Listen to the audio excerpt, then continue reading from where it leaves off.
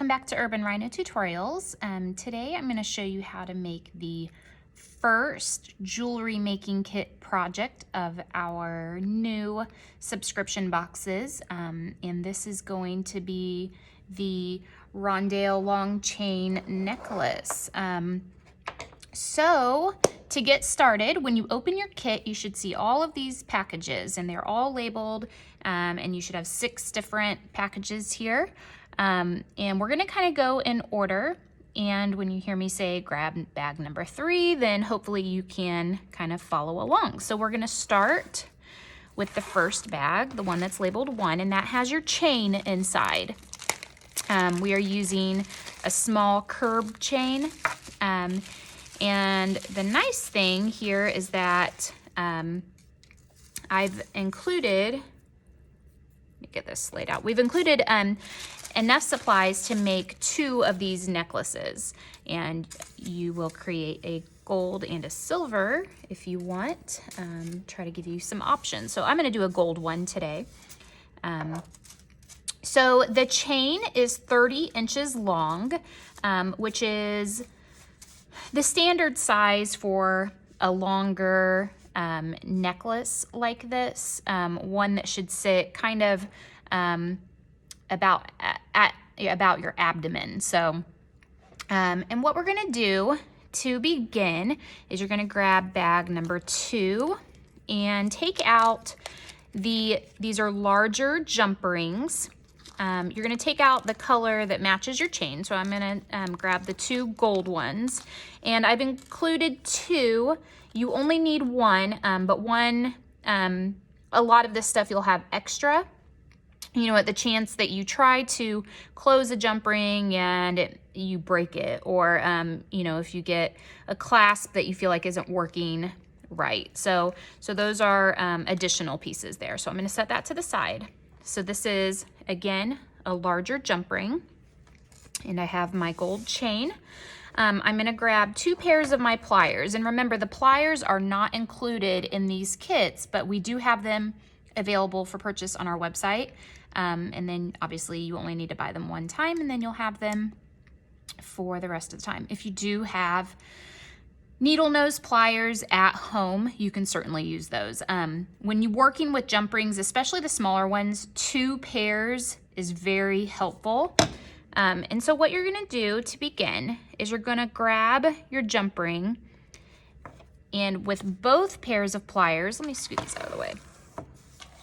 With both pairs of pliers, you're gonna open that jump ring. And when you open it, you want to twist it open. So you do not want to pull it open, but twist, just like that, okay? While I've got that open, the next thing I'm gonna do is I'm gonna grab my metal blank, so the gold one, and this is a round one here, and I'm going to hook that onto the jump ring. So it's just sitting on the jump ring right now. Then what I'm gonna do from here, I'm gonna grab a hold of that little jump ring, so if you can see like that, and I'm gonna hook it onto the chain, and it can be loose on there, so it slides. You're not trying to hook it into actual, one of the actual links on there. It can be, again, it can be loose. From here, you're going to close up the jump ring, and when you close it, you're gonna twist it back into place so that both ends of the jump ring where it's open meet up. You do not want them to overlap, and you don't want to leave a gap. You want them to meet up so it looks like it's a perfect circle. When you leave a gap, that puts your necklace at risk for falling apart. So now we have this part here. And we're gonna move on to bag number 4, and you should find 6 rondelle shaped kind of larger beads in here with a large hole. And you're gonna pick 3 of those, and you can certainly put all of them, or you can put 1 or 2 or however you want. But there are 6 in here, so if you choose to make 2 necklaces, you can do that. I'm gonna do the brown, that kind of mauve color, and this olive green. I'm gonna set my other ones to the side.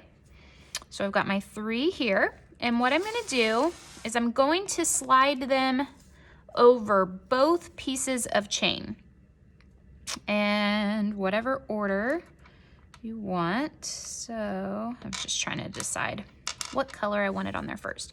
So you're just going to drop both ends through the hole. So it's like that. And you can see that larger jump ring that we put on there is going to keep this large bead from sliding over. Okay, and then slide your next one on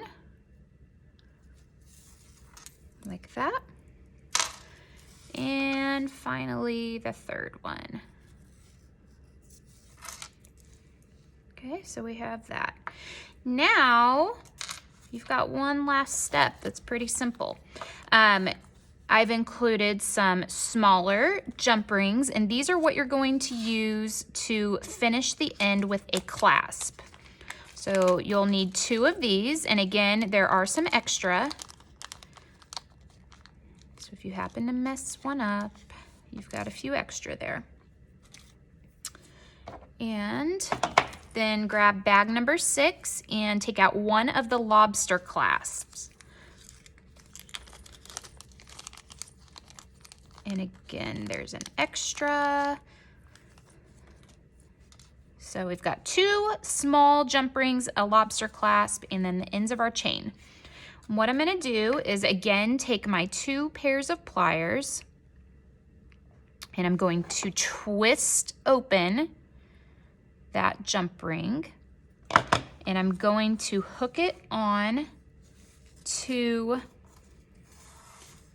the very last link of the chain here. And this curb chain, the little links are very small, so it might take you a second to kind of get it through there. And then close it up. Again, make sure you close it completely. Usually when I have people bring jewelry pieces to me that are broken and they're asking me to fix them, 99% of the time it is that jump ring that has come open and it just needs to be replaced or closed back up. So just keep an eye on that. I'm going to open up the second one.